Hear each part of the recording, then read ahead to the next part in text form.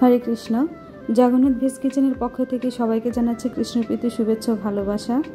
তো আজকে চলে এসেছি কাসুন্দির রেসিপি নিয়ে। তো তার জন্য এখানে নিয়েছি আমি সরিষা।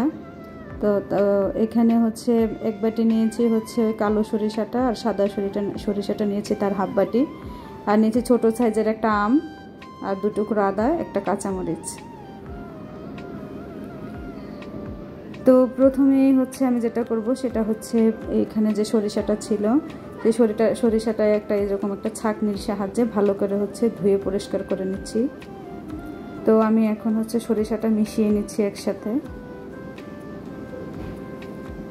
ভালো করে হচ্ছে ধুতে হবে, যাতে করে হচ্ছে এক্সট্রা বালু টালু যদি থাকে সেটা যেন পড়ে যায়।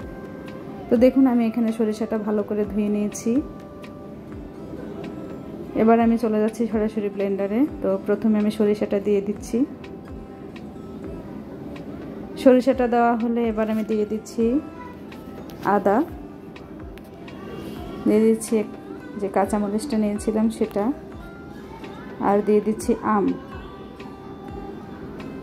দিয়ে এবারে হচ্ছে আমি একটা বাটির সাহায্যে 1 বাটি জল দিয়ে ভালো করে হচ্ছে এটাকে আমি ব্লেন্ড করে নিব।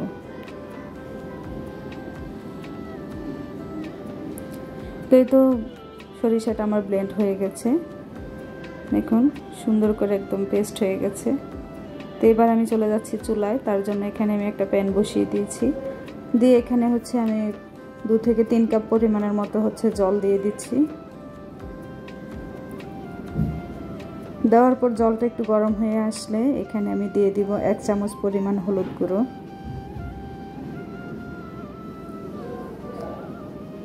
তো হলুদ গুঁড়োটা দিয়ে এবার হচ্ছে একটু ভালো করে হচ্ছে একটু নেড়ে ছেড়ে দিব, যাতে জলের সাথে হলুদটা ভালো করে মিশে যায়। জলটা বলক এসে পড়েছে। এবার হচ্ছে আমি দিয়ে দিচ্ছি ব্লেন্ড করা যে সরিষাটা ছিল সেটা দিয়ে প্রথমে একটু নেড়ে চেড়ে দিচ্ছি।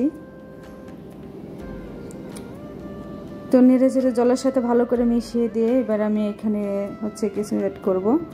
তো তার জন্য প্রথমেই দিয়ে দিচ্ছি হচ্ছে চিনি। তো চিনিটা আপনাদের স্বাদ মতো দিবেন। এখানে আমি প্রায় 4 টেবিল চামচের মতো হচ্ছে চিনি দিয়ে দিচ্ছি, আর দিয়ে দিচ্ছি নর্মাল লবণ 1 চামচ, আর হচ্ছে বিট লবণ 1/2 চামচ। দিয়ে দিচ্ছি সংরক্ষণের জন্য সিরকা। আমি এখানে হচ্ছে যে হোয়াইট ভিনেগার যেটা সেটা ব্যবহার করেছি, আর দিয়ে দিচ্ছি 1/2 কাপ পরিমাণ হচ্ছে সরিষার তেল দিয়ে এবার হচ্ছে আমি ভালো করে একটু নেড়ে ছেড়ে মিশিয়ে দিচ্ছি। তো দেখুন আমার এই কাসুন্দিটা কতটা ঘন হয়ে এসেছে, প্রায় হয়ে এসেছে। তো এই পর্যায়ে হচ্ছে আমি এবার আস্তে আস্তে এটাকে আমি নামিয়ে নিচ্ছি।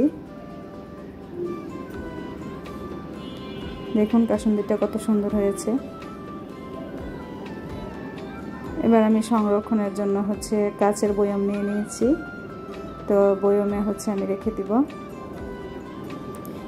তো এই কাসুন্দিটা হচ্ছে আপনার যদি গরম ভাতের সাথে খেতেও খুব ভালো লাগে। তারপর হচ্ছে যেহেতু এখানে যে আম, পেয়ারা এগুলোর সাথে মাখিয়ে খেতেও ভালো লাগে। তো আমার বাসায় একটা আনারস ছিল, তো ভাবলাম যে এটা দিয়ে হচ্ছে আজকে কাসুন্দিটা মাখিয়ে ভগবানকে দিব। তো এই তো রেডি। আপনারাও অবশ্যই ট্রাই করবেন বাসায় করে, অবশ্যই কমেন্টে জানাবেন। ভালো লাগলে ভিডিওটি একটা লাইক করবেন, কমেন্ট করবেন, শেয়ার করবেন। সবাই ভালো থাকবেন। হরে কৃষ্ণ।